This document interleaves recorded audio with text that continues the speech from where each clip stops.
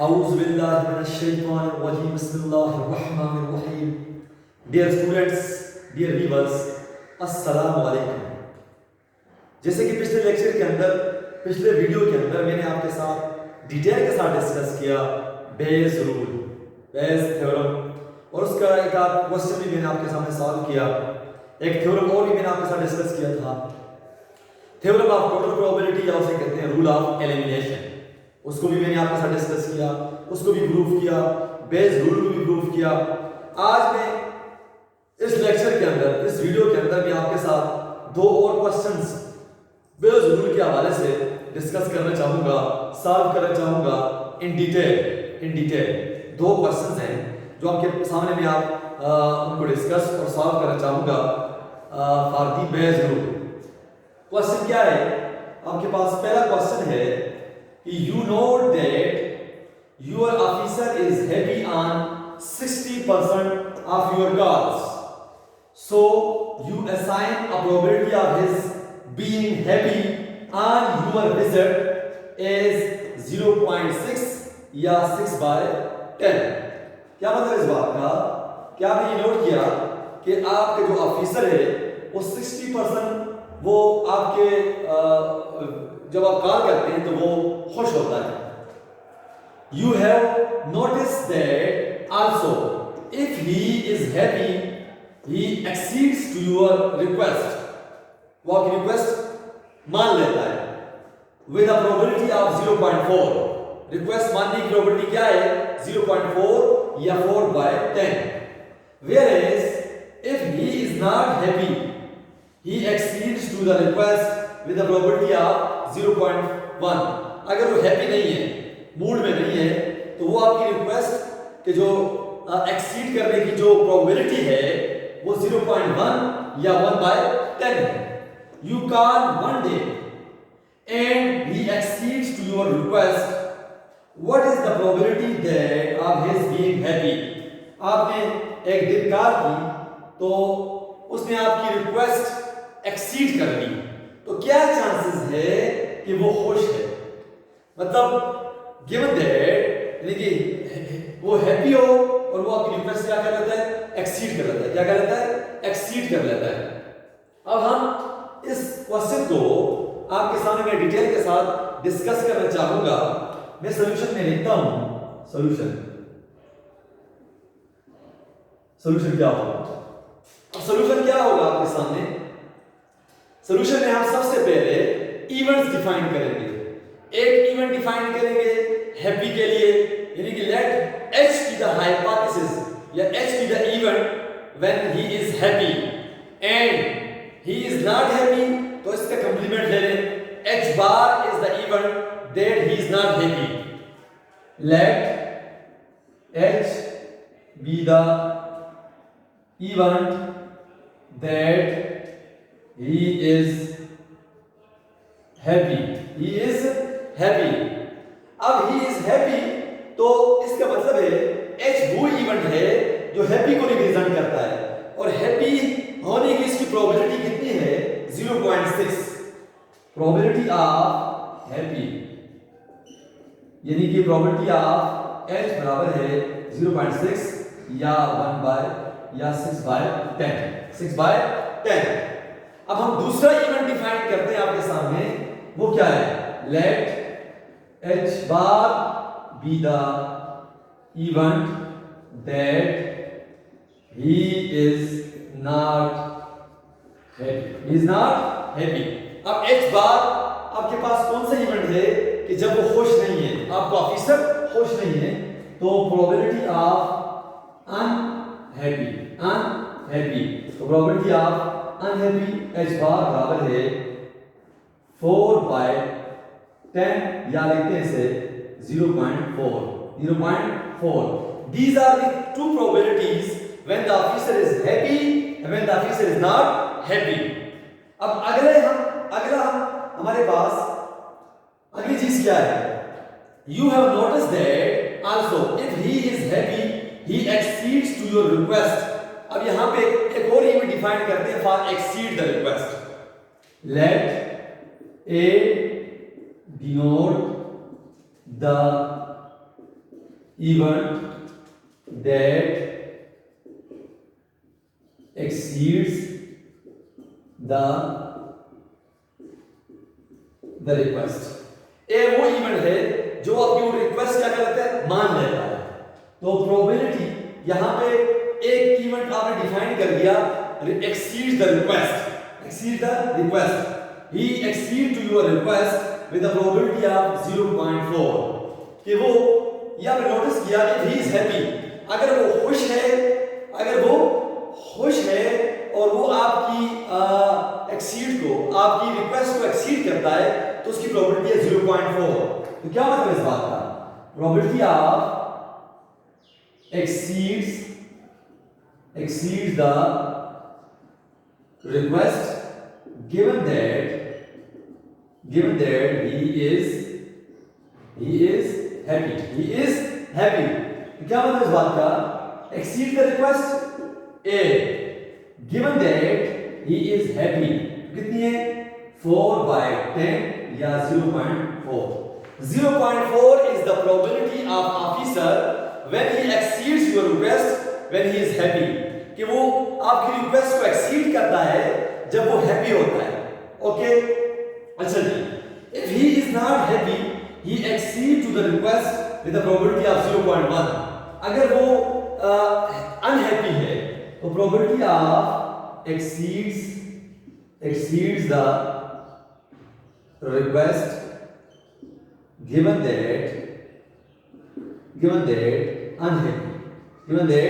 unhappy कि वो request को एक्सीड करता है लेकिन वो क्या होता है, अनहैप्पी होता है। तो क्या मतलब probability of A given h बार बराबर है कितना है 0.1 या 1/10। 0.1 is the probability he exceeds your request when he is unhappy, he exceeds your request when he is happy।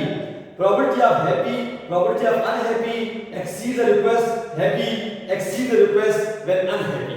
These are given in the question, these are all given the question। अब हम last में आते हैं, you call one day and he accedes to your request, what is the probability of his being happy? क्या chances है कि वो happy है और वो आपकी रिक्वेस्ट को एक्सीड कर लेता है, क्या प्रोबेबिलिटी है? हमने प्रोबेबिलिटी क्या फाइंड करनी है, probability when he is happy given that he exceeds the request। ये चीज आपने फाइंड करनी है, probability of when he is happy given that he exceeds the request, ये प्रोबेबिलिटी आपने फाइंड करनी है। क्या लिखेंगे आप, probability of happy given that exceeds. Now when he is happy h given that he is exceed, given that ये sample exceeds the request event A, हमने ये प्रोबेबिलिटी फाइंड करनी है इस डेटा के बेस पर, ये जो गिवन है प्रोबेबिलिटीज इनके बेस पर। अब हम क्या करते हैं, इसको हम साफ करते हैं, साफ करने के बाद हम क्या करते हैं, अच्छा जी, नाउ हमें प्रोबेबिलिटी चाहिए, probability of h given A। क्या लिखेंगे आप, probability happy given that exceeds the request बराबर है किसके बराबर होगा, probability of happy given that A, given that इस चीज को हम क्या लिखते हैं, ये लिखते हैं, बराबर है according to Bayes rule probability of A नहीं probability of H, probability of A given H divide by probability of H, probability of A given H जमा probability of H bar, probability of A given H bar. हमने यहाँ पे denominator में हमने किसको apply किया, rule of elimination को या थ्योरम ऑफ टोटल प्रोबेबिलिटी को। यहाँ पे इसको हम क्या कहते हैं, rule of elimination, rule of elimination.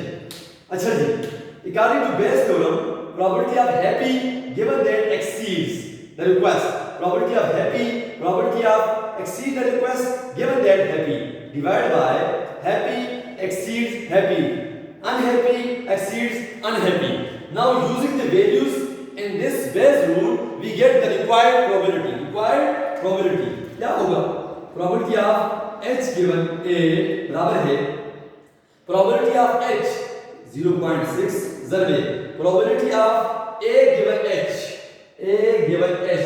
0.4 divided by 0.4 multiply 0.6 plus probability of unhappy 0.4 जरबे probability of exceeds unhappy 0.1. अब हम क्या करेंगे? इसको मल्टीप्लाई प्लस और डिवाइड करने के बाद हमारे पास प्रोबेबिलिटी आ जाएगी ये वाली. This is the probability when he is happy and exceed the request. जब वो खुश होगा और आपकी रिक्वेस्ट को क्या कर लेगा? मान लेगा. ओके, तो ये तो हमारे पास ये क्वेश्चन हो गया आपके सामने कि अब हम इस चीज को टेबल के जरिए जाहिर कर सकते हैं. किसके जरिए? टेबल के जरिए. अब टेबल क्या होगा आपके सामने? टेबल क्या होगा? टेबल में एक स्मॉल सा बनाता हूं आपके सामने. पहले नंबर पे क्या होगा? इवेंट. दूसरे नंबर पे क्या होगा? Prior probability. फिर आगे क्या होगा? Conditional probability. फिर क्या होगा? Joint probability. फिर क्या होगा? Posterior probability. अच्छा जी, number 1, number 2, number 3, number 4, number 5 मैं आपके सामने मेंशन करता हूं इस क्वेश्चन के लिए. पहले नंबर पर इवेंट, दूसरे नंबर पर prior probabilities, conditional probabilities, joint probabilities, posterior probabilities. आपके पास इवेंट क्या है? Happy and unhappy. इसके लिए प्रायर प्रोबेबिलिटी क्या थी? 0.6 एंड 0.4. ओके, टोटल इसका बराबर होगा 1. These are given in the question. Conditional probabilities क्या है? exceeds when he is happy 0.4, exceeds when he is unhappy. These are the conditional probabilities. Giant probabilities किस तरह फाइंड करेंगे? 2 और 3 को मल्टीप्लाई करेंगे. 2 मल्टीप्लाई बाय 3 करेंगे तो giant probabilities ये दोनों आपके पास आएगा 0.24, 0.04. तो आपके पास यहाँ पे रूल ऑफ एलिमिनेशन ये आ जाएगी आपके पास 0.28. This is the probability of denominator according to rule of elimination.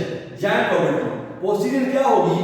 Posterior आपके पास conditional divided by rule of elimination. यानी कि आपके पास 3 नहीं, आपके पास क्या होगा? 4 divided by probability 0.28.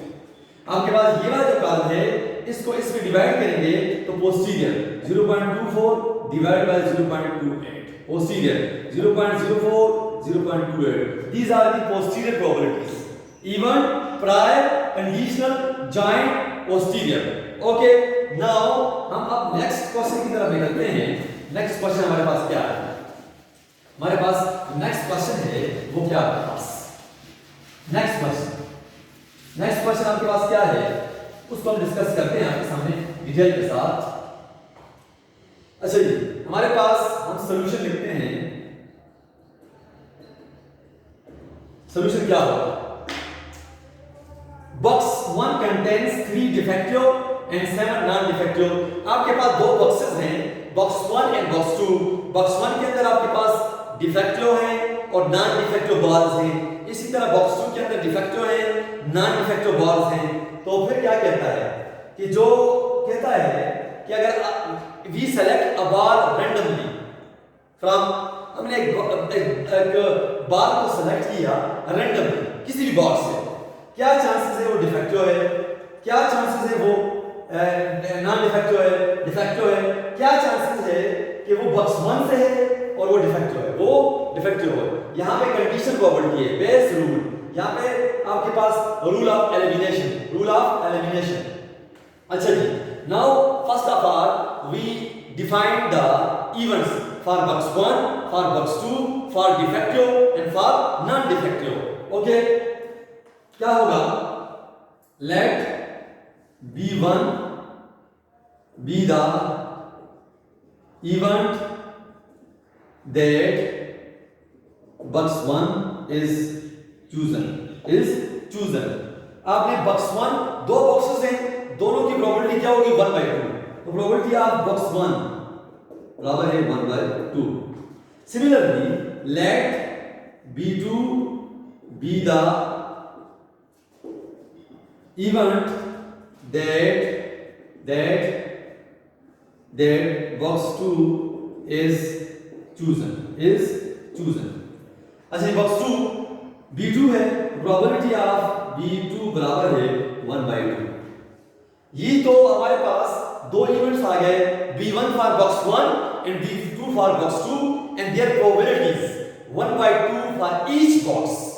Total boxes 2. तो favorable outcomes only 1 divided by total outcomes 2. So 1/2.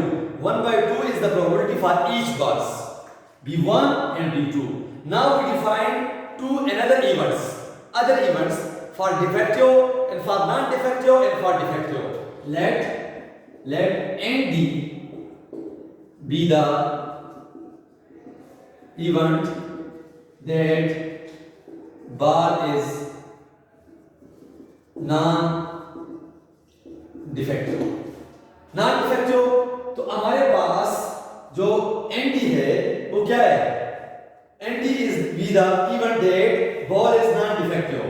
Let D be the event that ball is defective. अच्छा जी, आपने कहा ND for non-defective and D for defective. अब हम क्या करेंगे, now box 1 बराबर है, box 1 के अंदर देखेंगे 3 defective plus 7 non-defective 10. अच्छा जी, box 2 देखेंगे, box 2 के अंदर 9 non-defectives, 1 defective 9 non-defective बराबर है 10. These are the bars in box 1, box 2. box 1 में 3 defective, 7 non-defective. box 2 के अंदर 1 defective, 9 non-defectives. अब हम क्या करते हैं, अब हम इनकी probabilities हमने फाइंड करनी है. तो probability अगर यहां से देखा जाए तो first of all what is the probability of drawing a non-defective ball. क्या चांसेस है कि जो बाल आपने निकाला वो नॉन डिफेक्टिव है, तो क्या होगा, probability of drawing non defective बाल, यह हमें फाइंड करनी है. Probability of drawing non defective बाल, तो क्या होगा, प्रोबेबिलिटी ऑफ ND बराबर है क्या, तो किसके बराबर होगा, ये इसके बराबर होगा कि प्रोबेबिलिटी ऑफ नॉन डिफेक्टिव बराबर है, किसके बराबर होगा कि वो बॉक्स 1 हो और डिफेक्टिव हो. प्रोबेबिलिटी ऑफ बॉक्स 1 गिवन वो नॉन डिफेक्टिव हो प्लस प्रोबेबिलिटी ऑफ बॉक्स 2 वो नॉन डिफेक्टिव हो. तो ड्राइंग नॉन डिफेक्टिव क्या होगा, प्रोबेबिलिटी ऑफ नॉन डिफेक्टिव बराबर है box 1 non defective, box 2 non defective. तो क्या होगा, probability of B1, probability of non defective given that B1 plus probability of B2, probability of non defective given that B2. तो क्या होगा, probability of non defective बराबर है probability of B1 1/2 survey probability of non defective और B1 से.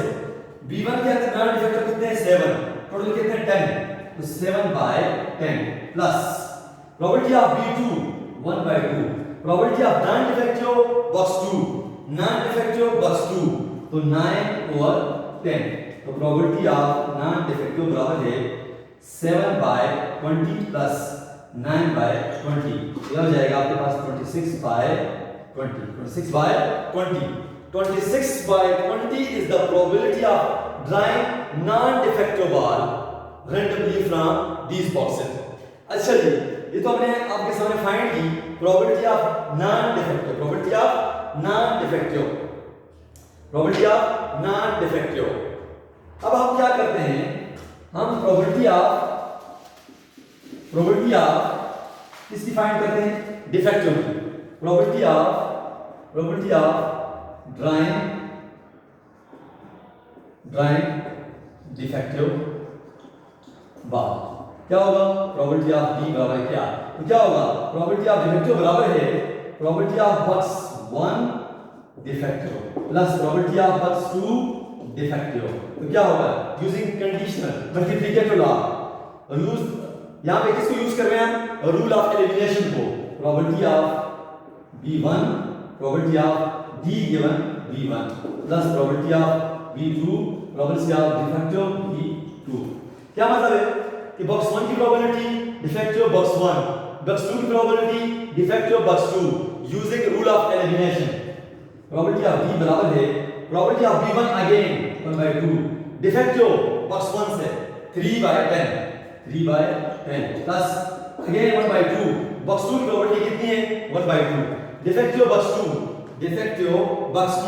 1/10 क्या होगा 3/20 plus 1/20 4/20 4/20 is the probability of drawing a defective bar। ये वो प्रोबेबिलिटी है कि जो बार आप रैंडमली निकाला था वो डिफेक्टिव था। ओके, इन दोनों पार्ट्स पर, पार्ट ए और पार्ट बी पर आपने किसको अप्लाई किया, रूल ऑफ एलिमिनेशन को। इन दोनों पार्ट्स पर आपने किसको अप्लाई किया, एलिमिनेशन के रूल को, किसको, एलिमिनेशन के रूल को, थ्योरम ऑफ टोटल प्रोबेबिलिटी को यूज किया। अब हम लास्ट पार्ट की तरफ निकलते हैं। लास्ट पार्ट क्या है आपके पास, लास्ट पार्ट क्या है आपके पास, last part, what is the probability that box 1 was chosen given that a defective bar is drawn. यहां पे कंडीशन लगा दी इसने बेस थ्योरम, क्या है प्रोबेबिलिटी कि that defective bar is drawn, defective bar given that box 1 was chosen कि वो defective बार हो given that box 1 क्या मतलब है कि defective d given that b1। ये प्रोबेबिलिटी आपने फाइंड, नहीं सॉरी यहां पे क्या करना है आपने, probability box 1 was chosen given that defective bar। ये हमें फाइंड करना है कि box 1 was chosen given that defective bar is drawn। तो probability of b1 given that defective ये probability आपने फाइंड करनी है using the rule, base rule और डिनोमिनेटर पर आपने रूल ऑफ एलिमिनेशन यूज करना है। तो क्या होगा, probability of box 1 given that defective बराबर है प्रोबेबिलिटी ऑफ